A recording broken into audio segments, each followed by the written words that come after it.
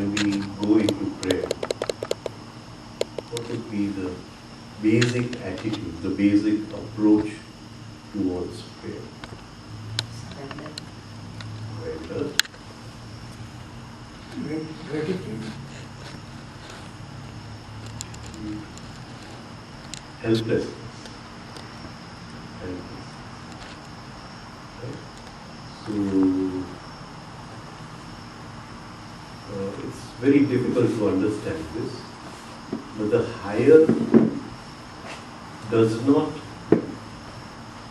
what you call, communicate unless there is a state of helplessness. So, just as love is an emotion, helplessness is an emotion. It's not an intellectual state. We are helpless. We can't do anything about it. And we are now seeking help from something higher. So, if we see in the Gita, after the first chapter, in the first chapter, Arjun has all kinds of arguments. But then in the second chapter, from the 11th slok, the sloks preceding that, they are all his helplessness. So only when he comes into a state of helplessness does Krishna really start talking. Right? Really start talking. So, the basic state is of helplessness. How do we come to this state of helplessness? When we want something and it's not helping, That is one way. then you feel you are helpless, then you need somebody else's help to. Yeah, but is there a higher form of helplessness? How would we try to come to that form of helplessness? kind of it's like अपने श्वास में और जाइए ना श्वास ना ले सके helplessness. Helplessness. Very good. Very good. Sometimes अपने एकदम काम शुरू करिए ना हवा बहुत गर्म होता है. We can't अपने बारी खोले रखते हैं. So we are surrendering to nature. I'm just making it up right now. No, you're right. Helplessness. There's a feeling of helplessness. Right? So, Ramakrishna put somebody's head in the water. Right? This is what is the thing you wanted most? Air. When you want God, then you tell me the same way you wanted air. A feeling of helplessness. Nothing can work. Right? But how does it apply to us? In which way will it apply to us? How will we come to a state of helplessness? Does it happen automatically or do we have to consciously work upon it? Is there a conscious effort involved to come to a state of helplessness? No. Supposing we were to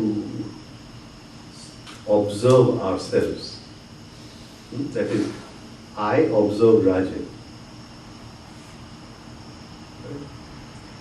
And in observing Rajen, what do I see from morning to evening? What do I see from morning to evening? This torrential rain like that, the thoughts come. And if you want to have some kind of a No, I'm observing from far. So one thing you will say that he is a total victim of his thoughts. He has no control over his thoughts. Is that a feeling of helplessness? Right? What else? What else would we see? That everything that Rajen does is a result of some outer stimulation or something coming from the memory. Right?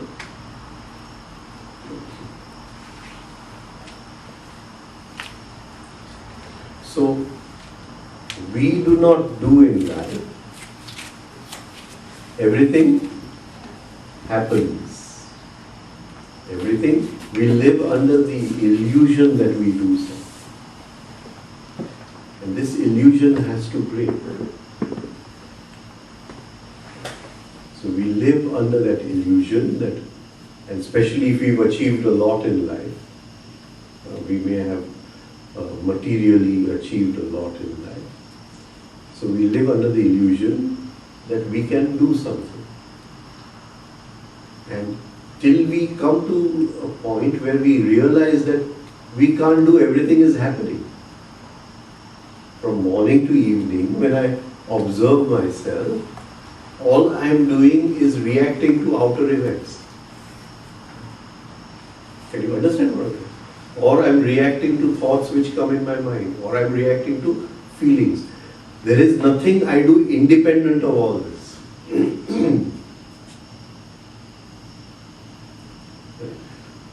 So it takes a long process of self-observation to come to a state where we realize our helplessness, that we cannot do.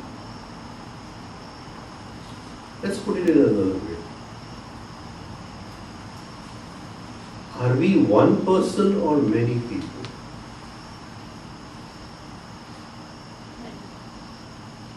Are we one person or many people? One person decides to wake up in the morning, right, do the practices and everything.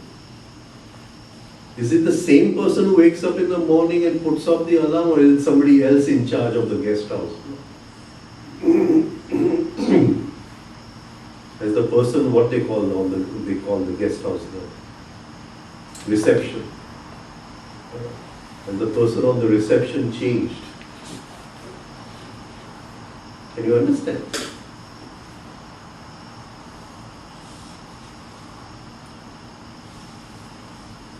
I decide that from today I won't eat in the evening. How many days does it last? Because the person who decides is not the person who feels hungry. Can you get what I'm trying to say? One person, even this moment, one more person wants to be here, one person wants to be somewhere else, one person wants to do something else. Right? So, we feel there is a real I inside. There is no real I, but there are many eyes. Many eyes. But why do we have the illusion that there is one eye? Right? One eye wants to go ahead in spirituality. One eye is saying, forget it, enjoy life. Another eye is saying this, another eye is saying that.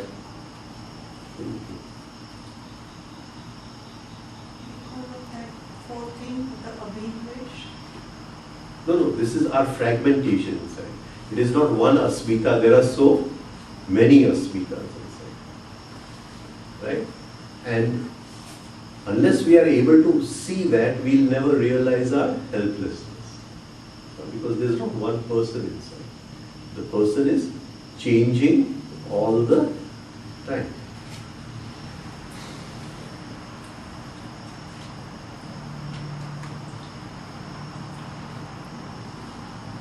Try to observe it.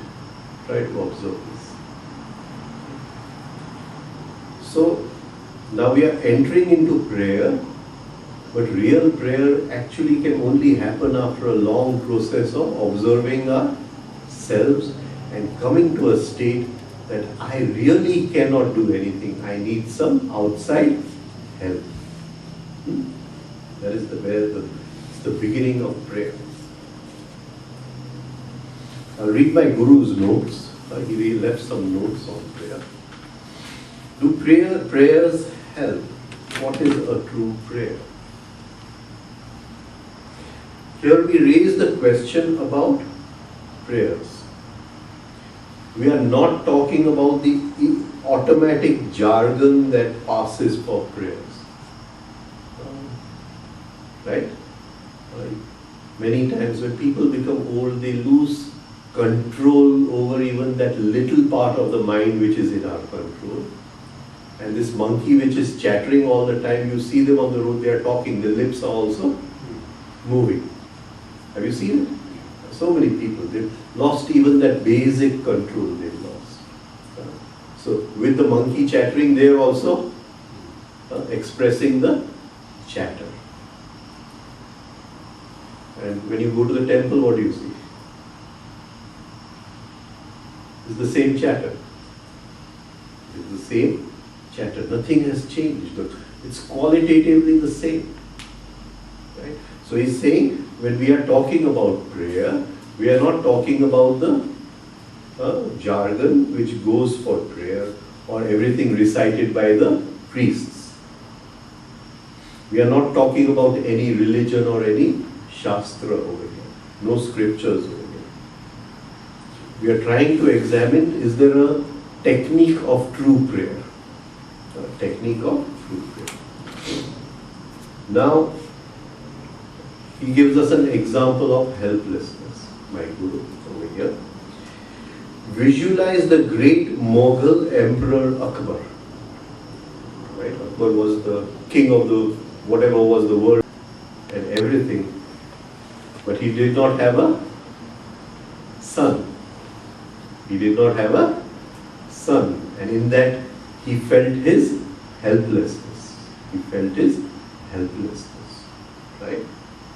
So he went to the, what do you call? He went barefoot. The great emperor went barefoot to a guru in those days, a Sufi guru. The Sufi gurus are called as sheikhs. He's called the sheikh. And so Akbar goes to this sheikh, Salim Chishti, and he requests him to give him a son. Now, this is helplessness. That I cannot do anything, right? So he goes barefoot to continue the Mughal dynasty. And he gets a son and he calls the son Salim, after the saint, right? But Salim also means Je Salamat che, right? Maro vansh, my lineage, Salamat, right? That is what Salim. You know the story of the birth of Akbar? The birth of Akbar? No? The first Mughal emperor was Babur. And his son that came to the throne, it was Humayun. And Humayun was defeated in battle by Sher Shah. So Humayun had to leave the throne of Delhi. And he was running away from the forces of Sher Shah. And in the desert of Sindh, Akbar was born. And Humayun's wife died in childbirth. Supposed to be the emperor of Hindustan in those days, the emperor, but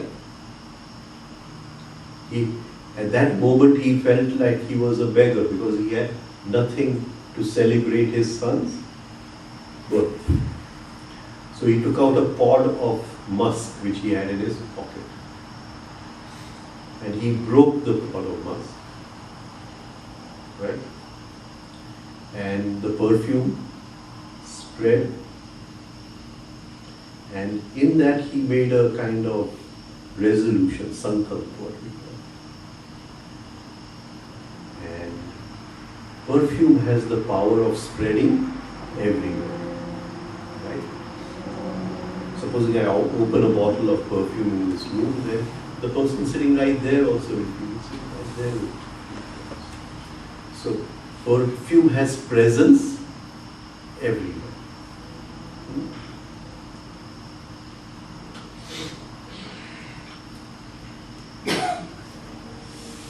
the Navratri. So one of the very beautiful stories is that Krishna is dancing with the gopis. And there are more than 100 gopis. And he's individually dancing with all of them. That is, each one feels that he is dancing with her. So this is when your presence becomes like perfume. It spreads everywhere. Spreads everywhere. Next year we'll talk about transformation of sex energy. What is transformation of sex energy? So in the Gita, Krishna tells Arjuna that Tari kirti vade. Kirti, your fame. So that is the normal translation. Everybody does that normally. Kirti etle, kirti is not that. When you transform the sex center and the sex energy rises into something higher, it spreads like perfume, right? So your presence can be felt somewhere else also. So in these stories, so many hidden things are written, you know, the science of spirituality. So he broke a pot of musk and he said that just as this, this perfume is spreading, my son's fame, the same thing with Kirti, my son's fame will spread throughout the world. He was a beggar in the desert, he had nothing, right? And still his words came true. His son became the greatest Mughal emperor, right? His words came true. So musk has this quality. When we put a desire on musk in the right way and we ask for something, then that musk spreads and our desire is heard by the universal mind. That is why musk has this, right? So Akbar goes and he asks for a son. Now he's saying, what could have happened mentally in this process? What could have happened mentally? So visualize the words he must have said. What kind of words must Akbar have used? And because in that moment he must have become very silent. This monkey inside must have stopped chattering. There must have been some empty space inside, and in that empty space there must have been communication with a deep center within the brain. And the right sequence to prayer happened.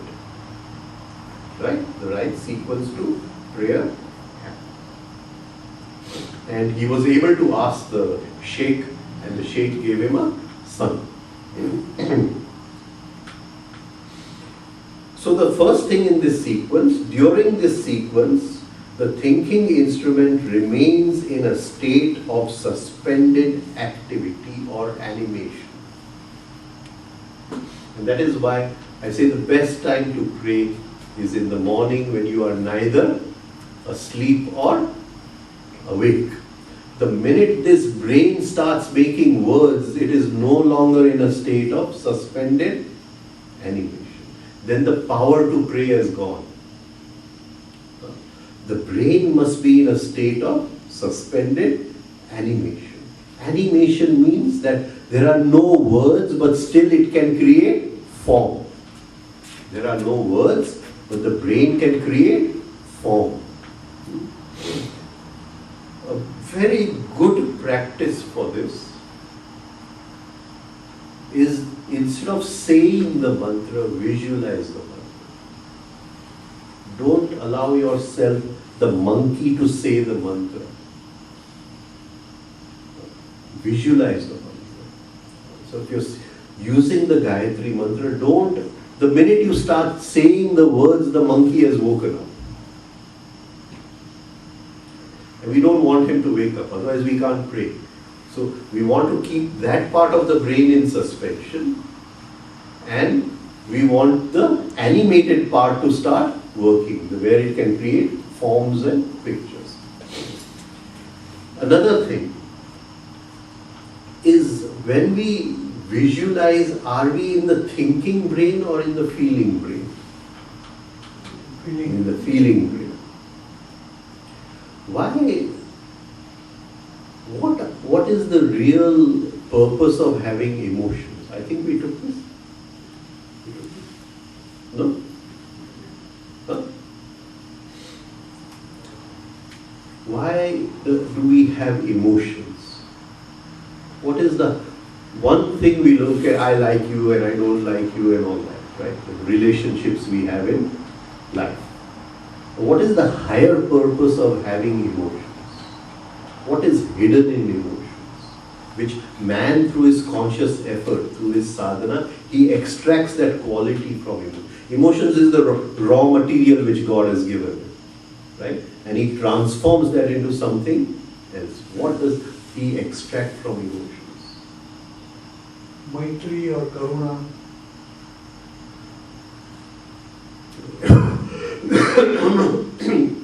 Maitri, Karuna, they are all pratipaksha bhavana. Very true. But there's something else. Something else. Emotion to feel and feel Yeah, the but what?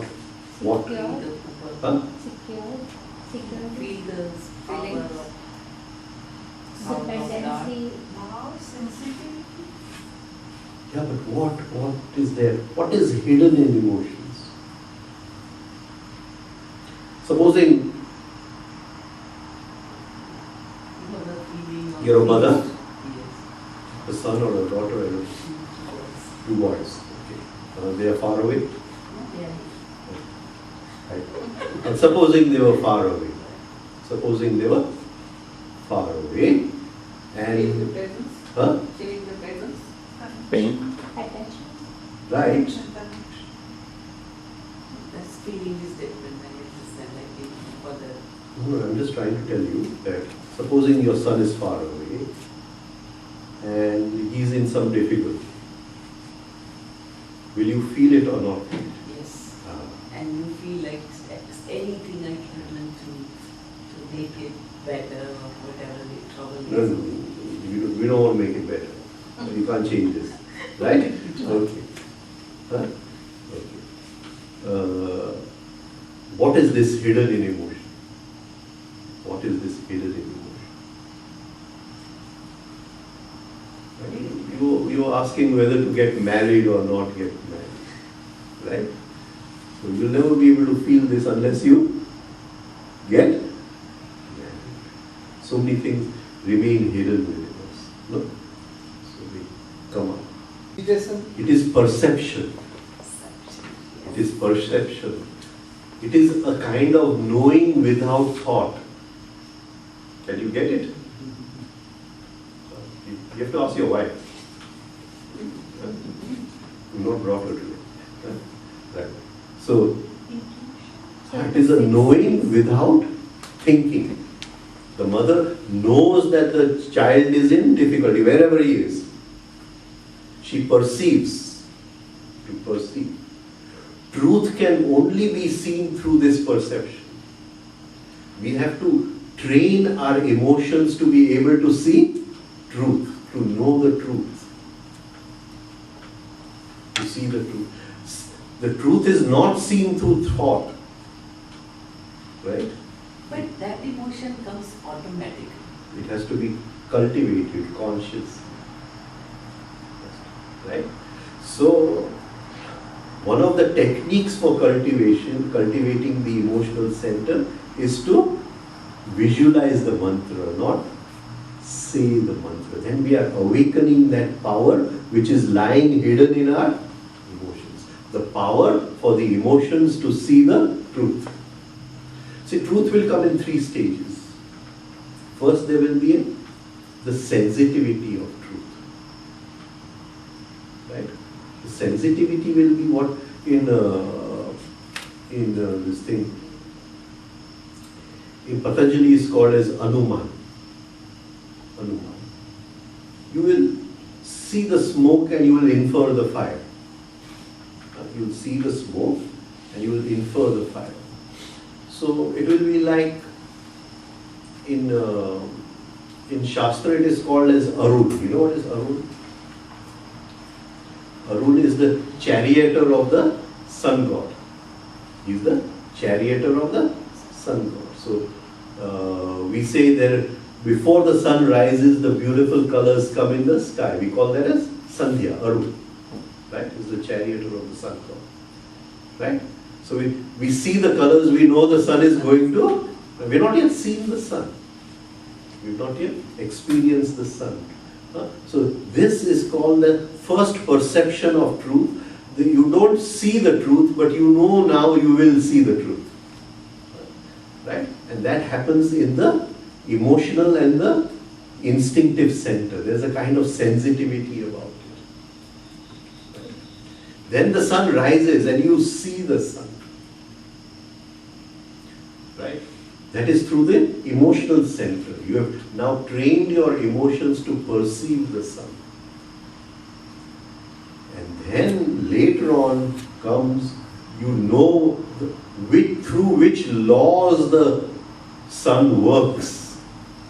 That comes much later. The knowing of the laws. One of the laws we took this time, the law of three. One of the laws through which it operates, the truth. Law of three. One more law is there. Right? So, it's very, very important to visualize the mantra rather than saying the mantra. Because we are awakening that power within us. What's the difference between perception and intuition? Intuition. Intuitively, no. Intuitively you knew because you saw the colors in the sky. So it is the same thing. Yeah. But then you saw it, pratyaksh. You saw it. Right? Just now it is not even anuman, it is not pratyaksh. You are just listening to me. And if I am saying the truth, then it is agam. Right? Right? So first the disciple listens to agam, then he makes an effort, and then he sees the colors, so it becomes anuman, and then one day he sees the sun directly. Now, as you said that no sooner Shabda comes into picture, we are not in that state anymore. It can be a little, but we want to keep it as less as possible. So does it mean that man has started, activated? This is the lower mind. Yeah, which is man. Man is dealing with the Shabda. Is that right? Shabda is a very... When man is sleeping, Shabda is not there. Shabda is a very... Shabda is a very deep word. What we are talking is only the chatter. Shabda lies in the chakras. It never born, never dies. It is anahat. Shabda is anahat. When I create sound, what we call swar,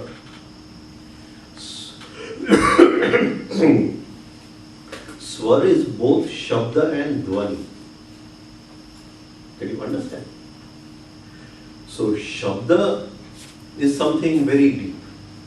But when I create sound, I give a body to Shabda.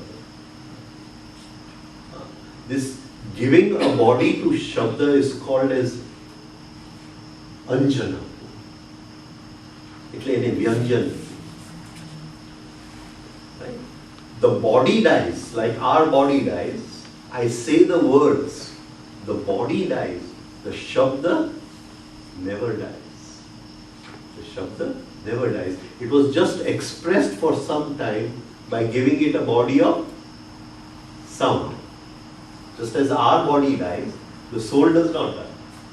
But the soul was in a lepayal world, through the, what you call, the material from the earth.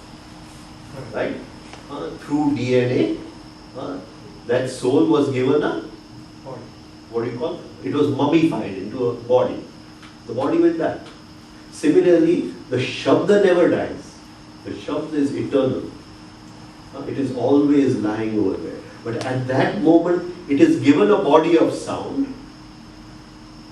I express what I want to say through that Shabda. That is the power hidden in the Shabda. And the Shabda goes back to the chakra from where it came. The sound is born, the sound dies. Right? And the Shabda never dies.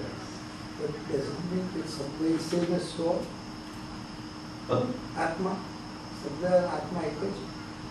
In the beginning was the Word, and the Word was with God, and the Word was God.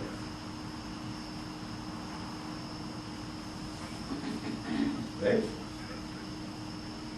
And Kabir also refers to the same thing. Pardon? Kabir. What? He refers to Surat and Sabda. Shabda. So Sabda is the same. Shabda. Right. When Kabir is saying Sabad, he is saying of the Omkar. He is saying of the Omkar. Nanak says, O ek Omkar Satnam. So everything was born, but all the Shabdas are nothing but Kundalini energy. Can you see? The 51 letters of the Sanskrit alphabet are nothing but Kundalini Shakti. And when we worship Kali Mata, because we are doing the Durga Puja, when you worship Kali Mata, she has 51 skulls. These are the 51 letters of the Sanskrit alphabet. Back to the perception. Are you, any human being can able to develop that perception to see the truth only with kid or husband or wife? Or can it be actually developed? No, it can be. Right, don't worry. Okay. So during this sequence, the thinking instrument is in a state of suspended activity, but it can animate. Can animate. No incoming impulses are registered. That is, whatever comes from outside through the five senses, we have cut out the registration process. We are not allowing ourselves to register it. Right? Like my guru would say, okay, you're hearing the sound, he said, I'll close my ears. I won't allow it to register.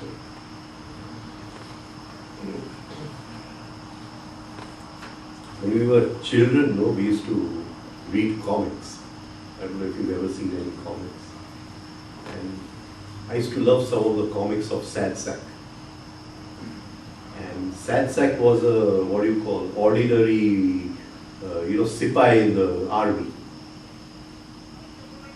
And he would do everything wrong, so he would always be in the bad books of his sergeant and always get punished from the sergeant.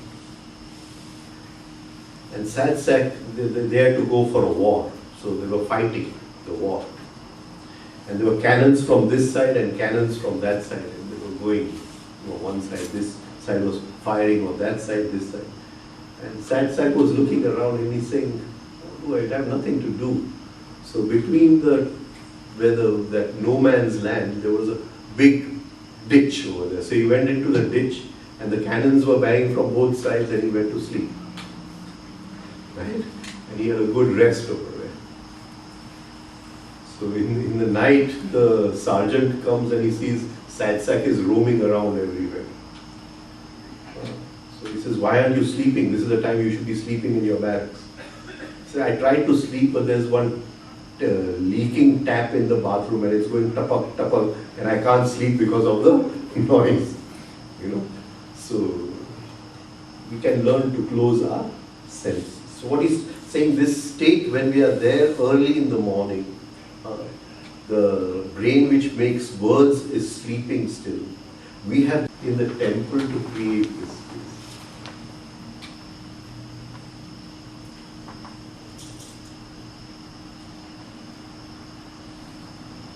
What was the science in the temple? What did they do before entering the temples? Ring the bell. And with the bell, they would allow their, what you call, chattering brain to become one with the bell, the sound of the bell. So for that moment when they are going in the temple, the, what do you call, the chattering brain stops. And they have now come to a space where they are able to pray. But as long as this monkey is chattering, we cannot pray. Now you get what I'm trying to say. So they had the bells.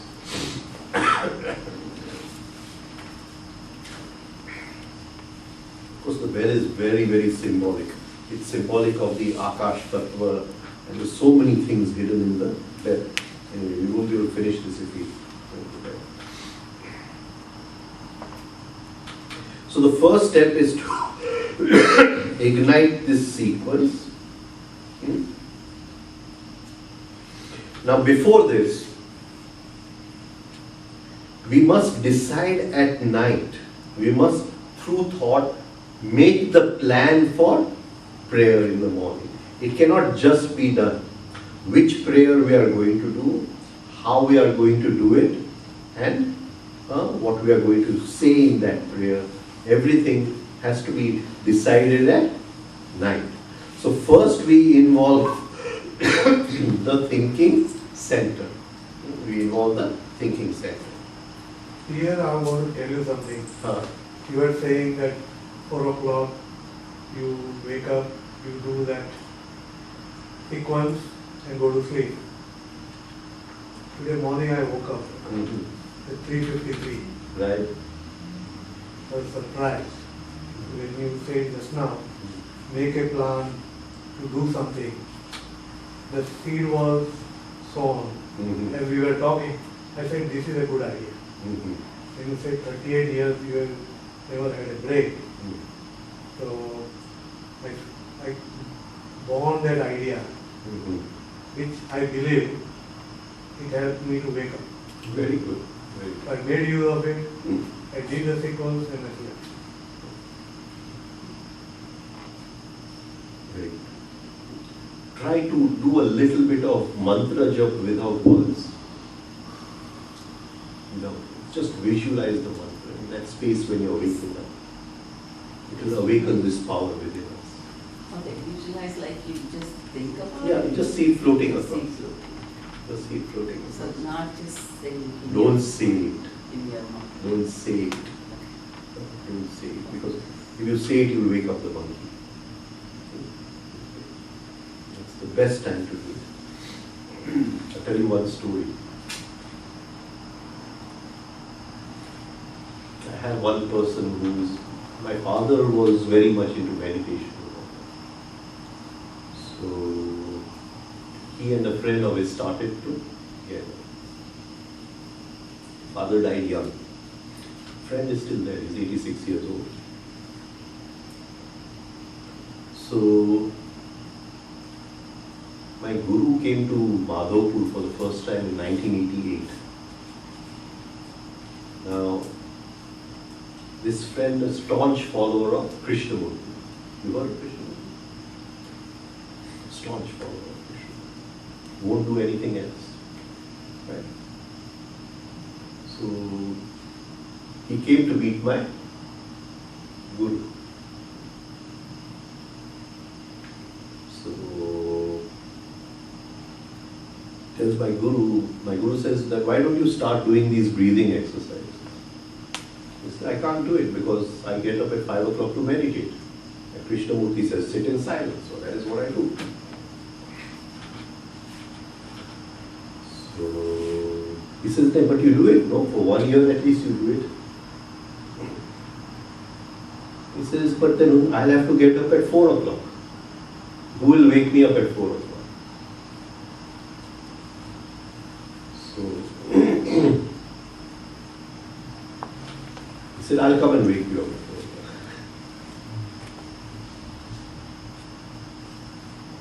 He went home. So exactly at 4 o'clock, a young boy was waking him up in the morning. So he thought it was his grandson. So he said that, don't disturb me. Go away, I want to go to sleep. And he went back to sleep.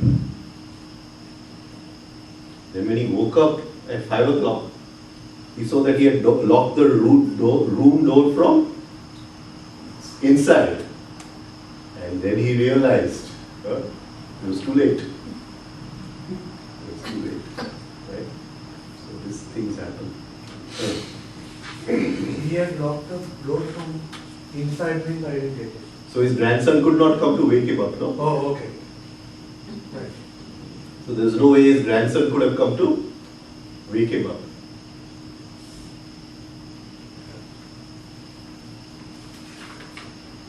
Tell you another story today. I'm in some mood today.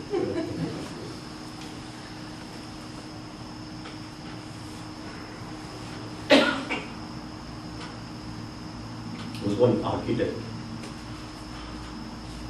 famous architect. He used to come to Vaipur. So he was saying, okay, this is happening and this is happening in his life. The Guru said, you wear a good expensive diamond, your life will go as smooth as breeze. So he says that, but where am I going to get the diamond? You get a diamond for me. So there was one income tax officer who used to come. So he told him that you have so many diamond people who are your friends, you bring some diamonds, I want a diamond. So they come in those small packets they have. Okay. Now, you opened it.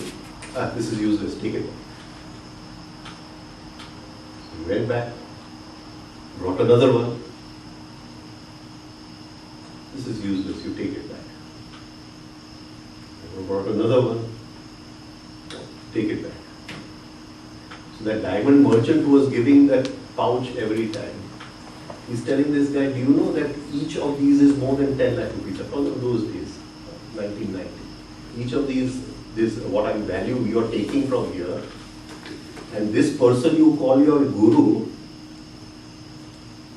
does he see it with a loupe or is he just seeing it with ordinary eyes? He's saying he never uses a loupe. He says you cannot see a diamond without a loupe. You need an eyeglass to see a diamond. You can't see a diamond just like that. Then he says, I'm coming this time. I want to see whether he's, he knows anything or this is just, he's playing a joke on me. So he had one diamond which he had kept for himself and which few years ago he had bought for 2 lakh rupees. So he put some diamonds and he put that in the middle. And he came. So the moment they opened the packet, this is the one, and he took it. Give him 2 lakh rupees. So he said, भाई ये तो मैं 5 बरस पहला 2 लाख में ले लूँ, अत्यारे नो भाव, you give him 2 lakh rupees. So he was this kind of a person.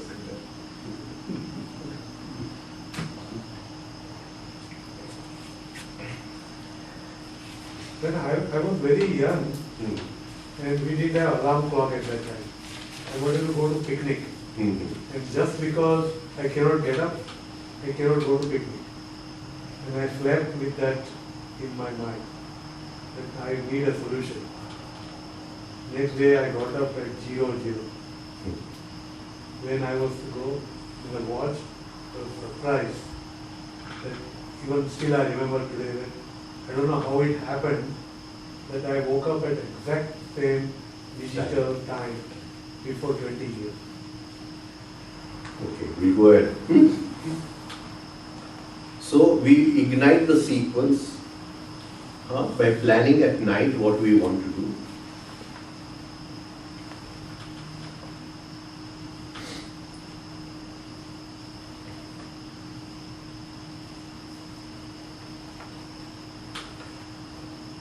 Now what must have happened to Akbar is that there may have been some contact with the intuition inside. The intuition gave him the plan. Now, whom do we ask from? Whom do we ask from? As from like what we need. But what my guru is saying over here, I won't go through all of that because now we are running out of time. He's saying that at some point Akbar's mind became silent. Right? In that point he became silent and he was able to contact the divine center inside. And the divine center said that this is the method of prayer. Why could the divine center not answer his prayer? That is what I'm asking. I've given you the answer 2 days ago.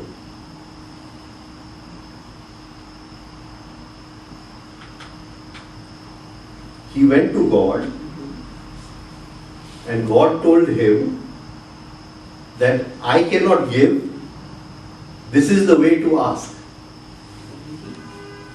He has to get it from within. He has to get it from Shakti. He has to get it from Shakti. God created Shakti.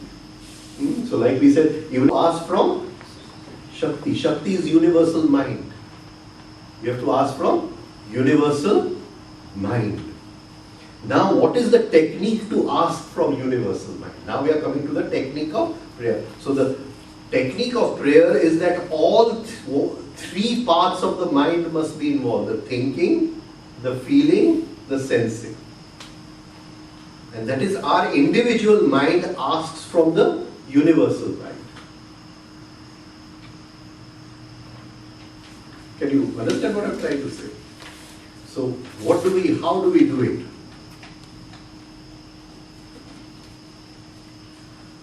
How do we do it?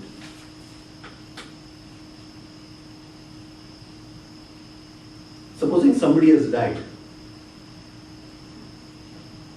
right? So we take the ashes and we go to the river and we say, you flow. The river is the symbol of the universal mind. We are saying that, okay, we lived together for so many years, now you go on your journey, you flow on your journey, it is over from now, right? This is symbolic. The river is this thing of the universal mind, right? So he's saying now that in the night we decide what we want to pray for. So we bring in which center? The thinking center. Then in the morning, don't allow the chattering brain, the thinking center to wake up. You already decided. It has done its duty. Then you start animating what you want. You start animating what you want. And in that animation, you decide, I want this, whatever you want, make a picture of it. Make a picture of it. You don't have to make a very, very, perfect picture. Why? Because universal mind knows what we want before we can even ask. So we just have to go through the process. So we just make an outline of what we want in that, visualize it, then feel the universal mind flowing through you and drop the picture in that. Like we drop the ashes, drop the picture in that. Then we have to bring the sensing brain. We have brought the thinking brain, the feeling brain made the picture and put it into mind, and then we bring in the sensing brain, right? I bring in the sensitivity that I already have what I have asked for. I'll give one example. So one of the aims which I had made very, very early was that I don't want to express negativity. I don't want to react. And many days situations would come where you immediately react, you immediately get angry, right? So then in the morning I would see that this person is coming to meet me today. And every time I meet this person, I am in a state of reaction. Can you understand? And that person has a typical tendency, even if I don't want to react to, he acts in such a way that I have to react. Right? And this happens with everyone. Right? So I know that this person is coming to meet me today. So in the morning, I would visualize that I am meeting him in this state. Right? And in that visualization, I would feel happy that everything is okay. I have not expressed any negativity. And it used to work very, very well. It used to work very, very well. Is it like now everybody's saying just whatever you want, you write it in Yeah. the book and then we Yeah, but then my guru wrote these notes in Yeah, it's 1960. changed now, everybody is talking about same thing. They're all talking about the secret and all that. Yeah. But I'm just giving you the science behind it. The science behind it. So you have to bring in all three centers, the thinking, the feeling, the sensing. Once it is over, we must go into a state of deep relaxation. Because the minute we worry about what we have asked, it is over. We lose it completely. Right? So we cannot worry about what we have asked. If we can ask and drop the worry, just go into a state of deep relaxation, then some cosmic law will happen and something will work out. In your example, when you said somebody was irritating you, when the sensing part came in? In that moment, I'm feeling happy. Oh, I'm sensing the happiness, a Okay, feeling of sensing. peace inside, that I'm meeting him and there is no reactions. Right? Where else can we use it? Where else can we use it? You can use it anywhere. See, through the years, many, what you call, difficult books we've gone through. Right? And we used to have a reading of these books. A group would gather, say, at 4 in the afternoon to read the book. So, you can, in that moment, you know that you're reading and you can feel that you are understanding at the same time. And I tell you, understanding comes very fast. Very, very fast.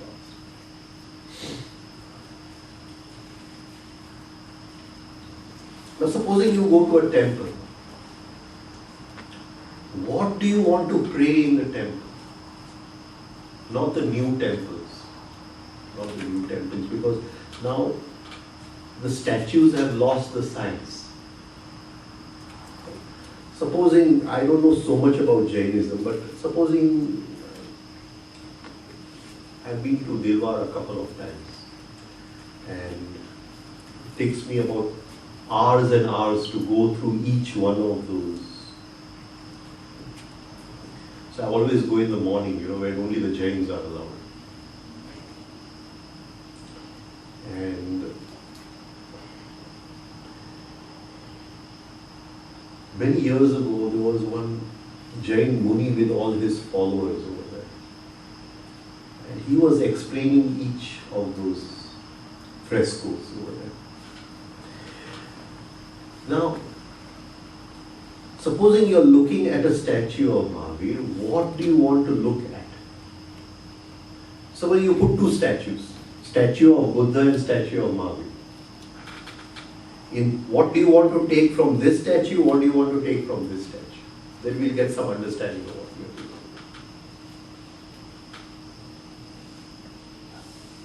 I would pick Mahavir and I would say word. I mean, I would pick Buddha and I would say Samta. What did you say first? Word.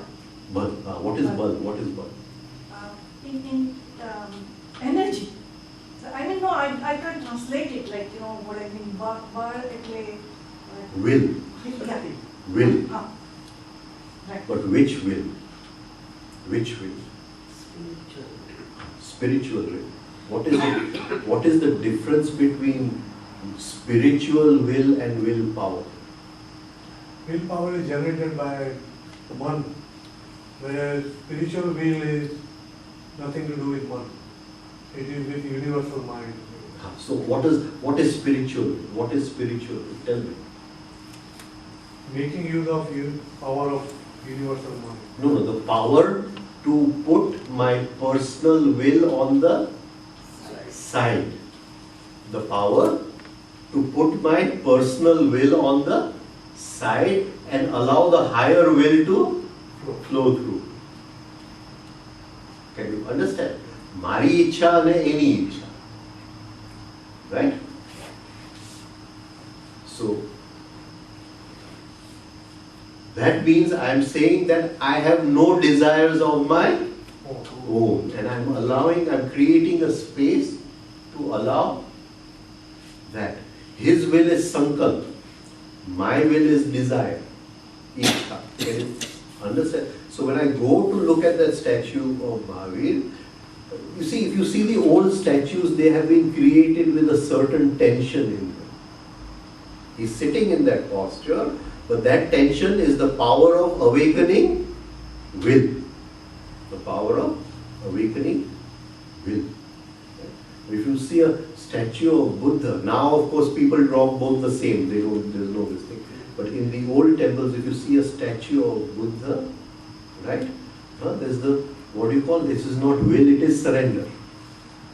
It is surrender. Right? So it's always good to get a good glass Buddha. You get them in Thailand, and put a nice lamp inside and put it in your bedroom. So the aura of surrender comes in your bedroom. Husband and wife don't fight with each other. Right?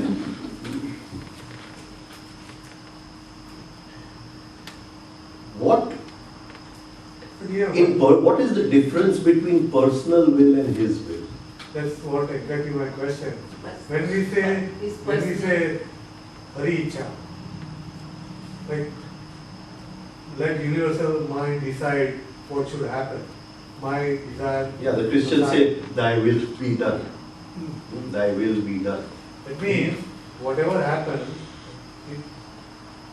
my own, what I wanted, is not at all in consideration. Is that right? And there is no personal will. Correct. So when you say you get what you want, you can It is not anything. Yeah, but it is not. You see, it is not a feeling of weakness. Can you understand? Feeling of Weakness. Right? Because people say, now I cannot do any ઈચ્છા. મારી ઈચ્છા ચાલતી નથી એટલે. It's not that. It's not that. Can you understand? Something totally different. Huh? Accept it. Now I want to get angry on you is my personal will. Right? Huh? This situation is exactly the way it should be, and it cannot be otherwise. Is his will. Then can I get angry on you? Because now it is his will. Can you understand? Right? So his will gives me the power to put my anger on the side, because that anger is my personal will. It is from my willpower. His will. So when I see a statue of Mahavir, I hold the statue inside without words. Without words, I hold the statue inside. Now many statues, they have a secret hidden in them. Can you understand? That is, when I hold it inside, the image becomes inverted. There is a technique of holding it inside, inverted. And then suddenly what the science has been put inside starts getting revealed. Supposing I'm looking at a window in sunlight, and then I close my eyes, I see the window upside down. I see the window upside down, right? So many of them have to be looked in a way in which I'm looking at the image upside down. But all this is different. So the first thing is to calm the chattering brain. The second thing is to look at the statue and be able to hold the image inside. And the third thing is to put your personal will on the side and allow the universal mind to work through you. Right? is this inverted guessing? I want to understand it a little more. I know it is inverted, but I don't know. Have you not experienced that many times you look at a window Right. and you close your eyes, the window is inverted. upside down? If suppose say I'm looking at here and when I close my eyes, it is many times it's inverted. I've experienced it. Yes. But after that, what? Like what? I mean, I can't put it in words. You tell me to explain it. I can't. So supposing you're working with a mandala. You're working with a mandala. What is one? Yantra. Yantra. Right? A yantra. So definitely you want to turn it. See, it is a living diagram. It is a living diagram. It is not two-dimensional. Can you understand? It is not two-dimensional. Right? So when you recreate that inside, there are different, supposing you take the, what do you call, the Shri Yantra. Now there are two techniques of working with the Shri Yantra. One you move from out to in and one you move from in to out. Now when your consciousness is moving from in to out, you're creating a certain kind of emotion inside. And when your consciousness is moving from out to in, you're creating a different kind of emotion inside. One of the emotions is for creation. Right? So many people you will see, they put it in their shops. You will see, if you put this, you get what you call money, cash flow. So that means they are working from in to out. That is, in universal mind, I am putting something which I want as a material. Can you get it? But if I am working from out to in, then I am telling the universal mind, I am not interested in material, I am interested in a higher state of consciousness. See, there are 9 triangles. 5 are pointing down and 4 are pointing up. So there is a movement from out to in where you move from up to down. When you move from up to down, you are moving from subtle to gross. You are creating money. You are creating material. But when you move from gross to subtle, you are going into vairagya. Can you understand? If money is there, that will also go. Can you get what I am trying to say? You are moving into a state of higher consciousness. Right? So that one diagram can give you both. It can give you what you call material this thing, and it can give you spiritual also. So you will see it in the temples also, and you will see it in somebody's shop also. I don't know if anybody knows how to use it. That is a different thing. Okay? Does it have to be either or? Why can't it be both? It can be both. Why not? It can be both. Maybe next year, if you want, we'll take it over. Oh, right? How to work with it. And it is not easily given how to work with it, because you have to learn to follow those lines consciously inside.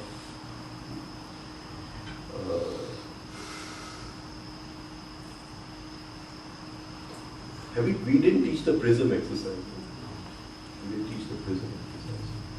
One very, very, very, what do you call, accomplished Jain Muni, he taught me one of the techniques. He used to put a prism on it and work with it. And he says, I will never teach, but I'll teach this to you. And he taught me this technique, So, this was a few years ago in which place I had a camp. Near Ahmedabad, between Ahmedabad and Gandhinagar, there was a place. Koba. Very accomplished person. Right? So, it is you move your consciousness through that. And that is, you're asking for something from the universal mind. But this is a simple technique which we are talking about. First, plan what you want in the morning, picturize it, put it into the universal mind, feel the universal mind flowing through you, put it in the universal mind, right? And then feel as if you are enjoying it and then forget about it, don't worry about it, go into a deep state of relaxation. In the daytime, if you remember and worry starts, stop the worrying, just look at it, touch what you want and forget it. That very touching it will accelerate the process. Right? So I'm not going into everything which my Guru has written over here. This is in short what he has written.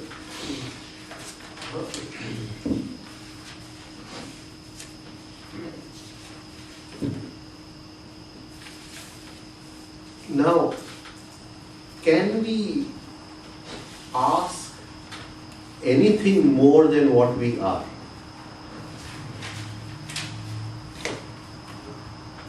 Depends what we think, what we are, right? What I took that day, what did I say? We all have a, what do we have? Images. Now, what did we take that day when we took what you call the pause? We all have a spectrum. Right. We all have a Spectrum. spectrum. Can I ask anything outside my spectrum? So should be yes. We cannot. I cannot, it is not possible. So I said, when we talked that day, I said that every impulse which comes to us from life is a ratio of sattva, tamas and rajas. Every impulse which comes from life is a ratio of, right? Now supposing my spectrum only allows for 10 to 40 sattva, right? I ask for something with, it is not, my spectrum will not accept it unless I change the spectrum. Unless I change the spectrum. So I cannot ask for anything which is not within my spectrum. Within my spectrum there is a lower part and there is a higher part. I can ask from the higher part.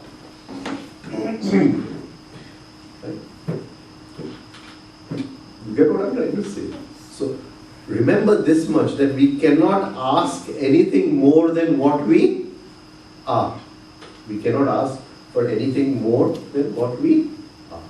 Finally, I want to talk on just one small point today.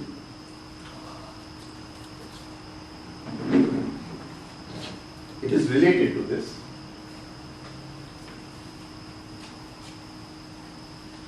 Let me just talk about something else first.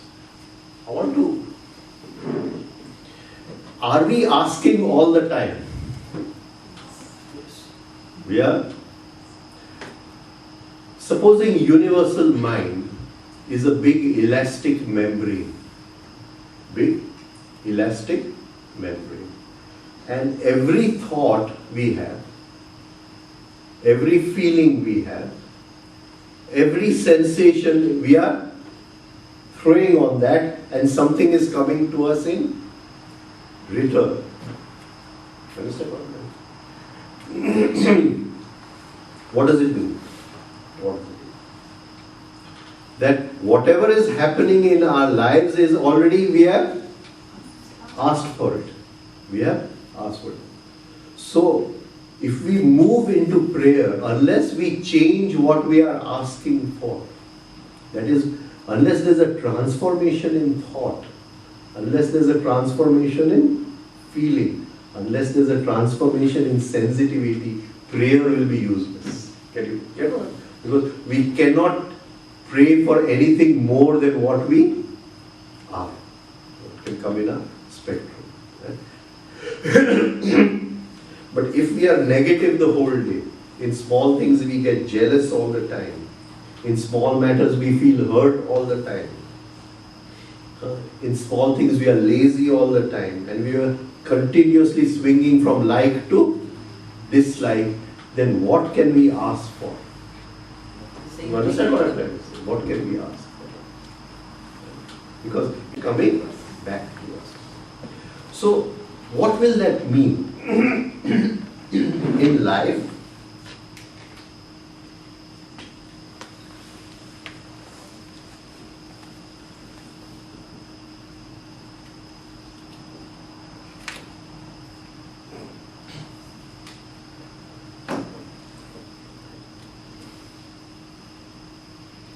supposing I say that I'm going through a very bad time. You will also talk to her, he is going through so much of bad time, etc. What are you seeing? What are you seeing? You are seeing the effects. What are you seeing? The effects. Whenever you say, okay, I'll do this to help him, she will also, I'll do this to help him, right? Friends will come, I'll do this to help him. Are we thinking from cause or are we thinking from effects? We are always thinking from effects. Do we ever think from cause?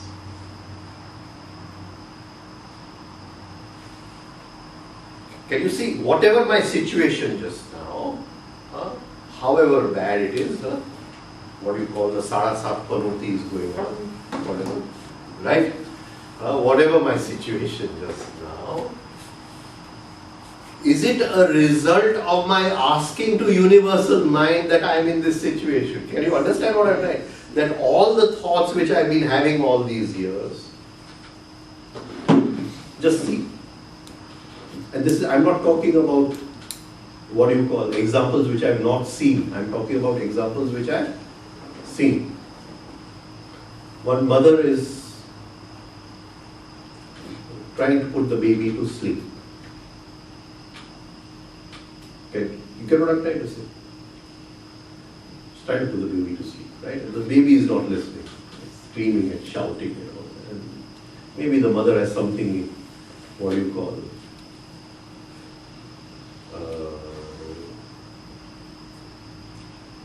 more important to do. Maybe some TV program is going on, right? And she's trying her best to put and at one point she gets, intensely, something like that, what we say in Gujarat, right? And 20 years later the child gets cancer. Is there a connection? Have I, at that moment, have I sent something to the universal mind and asked for something in return? But why should child suffer because of mother saying that? I'm just trying to give you an example. Suffering came to the mother in whatever form. Oh, okay, got it. Okay. The child is just the instrumental cause. So cancer came to the mother, is that what in your example? Don't take cause and effect. You're trying to make cause, the cancer came to the child. I was saying, don't take cause and effect as logical cause and effect. We only think through the logical mind. Don't take it then. Right? So, I'm saying I'm in this condition, right? I will of course blame astrology. I'm passing 7.5 years old, right? Okay, but what you are seeing is the effects. You cannot see the causes of why I am in this condition, why I am suffering. Can you understand? Whenever you are trying to help me, you are only trying through effects. But then in that case, you cannot help people in some sense because We don't see the causes. And the causes lie in a hidden dimension. I cannot see your thoughts as I see this chair. The chair is the effect. The cause lies in somebody's mind who wanted a thing to have given comfort. Can you understand? Right? The cause lies somewhere there. So causes lie on a different plane than effects. And every moment we are creating a new cause. Every moment because we are sending something out to the universal mind. And that is why prayer is very important. That if every night we decide that tomorrow we want to pray in the morning, when we get up in the morning, we will create that space and we will try to plant some new seeds in that space which go to the universal mind. And as we do this practice, we will realize that unless our thinking changes, unless our sensitivity changes, unless our negativity changes, the feelings change, we really cannot pray, because we can only pray what we are. What we are. Because every moment we are already asking for something. I don't know if I've been able to come across, but this simple technique, please do you make use of it. Make a plan at night. Ask for simple things. Put it in the morning. Whatever work you have tomorrow, you have to do. Right? Do it. You can also ask for people to be healed. Right? Many times, healing is not the answer. Allowing a peaceful death is a bigger answer. So just think about this. But start practicing this. Start visualizing in that state that will awaken the power of emotional perception. So, two things you said. One is you said, prayer means you can ask anything. Second thing, this is what I have understood. Second thing is, you said what is not in your spectrum you cannot ask. Now, how do I know what is in my spectrum? No need, you ask. What I'm trying to say is that some things cannot be in my spectrum. Correct. Can you get it? Right? Even a simple person can say, supposing I tell you I want to be the richest man in the world, you will also tell me that it's not in your spectrum. Correct. Okay? Right? So, some things are not in my spectrum. It's very simple. And the lessons of life should tell me what is in my spectrum and what is not in my spectrum. So I know in my higher side of my spectrum I can ask for this. But I cannot ask for that. So what is the connection between prayers we do, but when we go to temple? First of all, see that the monkey is not chattering. Right? When you go to the temple. Second thing, never pray without divided attention. Right? Because the real thing you want to pray for is lying within your self. So come to a state of divided attention. Feel your presence over there. The statue is just an excuse for holding your presence. Once you hold your presence, now ask what quality is lying in that statue that you want to pass on to your presence. And there are many qualities lying in the statue. Can you understand? And it is, the statue has been made in a scientific way. But unless you're holding your presence, that is in divided attention, no prayer is possible. Even in the morning you do it without divided attention, it's not going to work. Right? Feel your presence, hajar chho. Right? And in that presence, imbibe that quality which is hidden in the statue. That will start now permeating into your normal everyday life. Because every time you hold your presence, that quality will come. Every time you remember your presence, that quality will come. So that we can do it at home. So it's not like it needed a temple. Right? There are some places which have something which are very unique. Some places which have something which is very unique. Like temple has, because a lot of people chant, so it has a different kind of atmosphere. Not just, different kind of not just that. feeling in that. Not just that. So Not just that. Right? So imbibe the quality.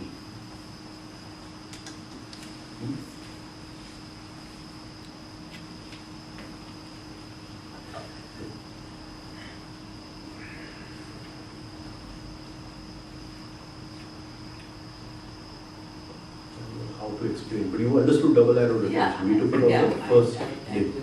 We took it on the first day. Feel your presence. Feel मैंने your कहो ये जो થઈ જાય તો જગ કરી ગયા. hold the presence. तो કારણ કે એ ક્વોલિટી એ પ્રેઝન્સ ને આપવાનું છે જે સ્ટેચ્યુમાં what the quality which is lying in the statue. Say you look at the Egyptian this thing Sphinx, the head of man, the body of lion. Now what do you want to imbibe from that? What do you want to imbibe from that?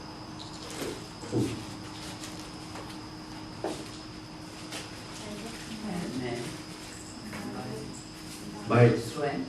the what do you call the power of man over animalism, the power of man over animalism, right? Or we worship Ganpati. Yes. Gan means all the animal power, and to transform that into something higher, right? So that thing is lying in that statue. Now when you worship the statue, if the chattering brain is there, nothing is going to. Then you'll do some mantras and you'll forget. Right? That's what we do. Yeah. You will not be able to imbibe what is lying in the statue. Right? Now the trunk is there. Now it is one animal where the karma indriya, that is the hands and the feet, and the jnana indriya, that is the breathing, are the same. Can you see there is no, what do you call, space between what comes in and what goes out. There is no space of decoding. That is why Vyas had to tell him, unless you've understood, you don't write anything. You have to create that space.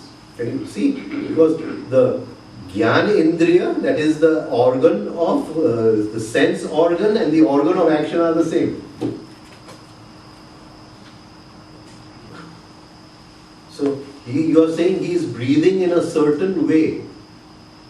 He is breathing in a certain way where the animal passions are calm. Can I breathe in that way? That is why I teach you 3-step rhythmic breathing. Breathe in a certain. So when you look at one statue, so many things are coming to you. So many things are coming to you. We never thought about that. We just go to the temple, we do prayers, we come out. That is jargon. Yes. Yeah. So You we never, hold we your never- presence and you are presenting all those qualities to your presence. To your presence. Sometimes when we go to temple, Hmm. then there are lots and lots of people. You just come, go, And and then come they back come out. mechanically. But then sometimes when you go when there's nobody, you feel as though concentrated like energy, and you come back with something like something in the sense you feel energized. You come with. So is it that we have to make an attempt that it shouldn't matter? Vijaya koi check in me. You know what I'm saying. Because in some places you will just get a glimpse of it. And in that glimpse, you have to do everything. Right. So many temples in India, there are lines and lines of people. You'll only get this much of time. Yeah. Right? And in that much of time, you've got to. So you have to limit yourself that much that you can. How will you do that? Tell me. That was how can we make our contact time that potent? How will you do it? We already talked about it. That same thing like be ready, be prepared. When you start visualizing in this space in the morning, right? See, you've not woken up from your sleep. Your eyes are closed. You're still half asleep. Because you're half asleep, the chattering brain is asleep. And now you are getting into a state of prayer. Right? In the night you have already decided what, because without a plan, nothing is possible. So now you're visualizing what you want. If you're not visualizing, you're visualizing the mantra. So you're just visualizing the Gayatri mantra is flowing across, right? Whichever mantra you're doing. And because of that, you're awakening which power within you?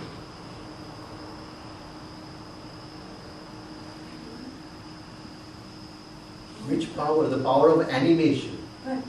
So where does animation happen automatically? Universal mind. In dreams. in dreams there are no words. Can you understand? The word making brain has gone to sleep. Right. Can you Right. get it? Right. Right? Now in dreams, 1 second is equal to so many years. Can you understand what I'm saying? Now if you have learned that every day in the morning, you have practiced that, you have learned that even if you get a glimpse of this thing, it is like you have seen that murti for so many years. Can you get what I'm saying? Yes. That is how you have to do darshan. Yeah. That is what in the Vaishnavas they call it as jhaki. It only opens for so much time. You want to take it, it is closed. That's the end of the matter. You go back to your dreams and practice. Yeah. Yeah, it's not open all the time. It's only open for so much of time. So that is only possible if we have practiced in that space. And in that one moment you look at it and you imbibe it like 20 years. You have seen it. All the qualities you will imbibe in that one moment. You will understand everything. That is why I'm saying make use of that time in the morning. Don't throw it away. Please throw the light on that divided attention that we. I'll take it tomorrow. That's fine. I'll take tomorrow's self-observation and Okay. divided attention. Tomorrow because I wasn't there, you were first there, then you. Okay, I'll take it tomorrow. What is attention? What is divided attention? And a little bit of how to observe within ourselves.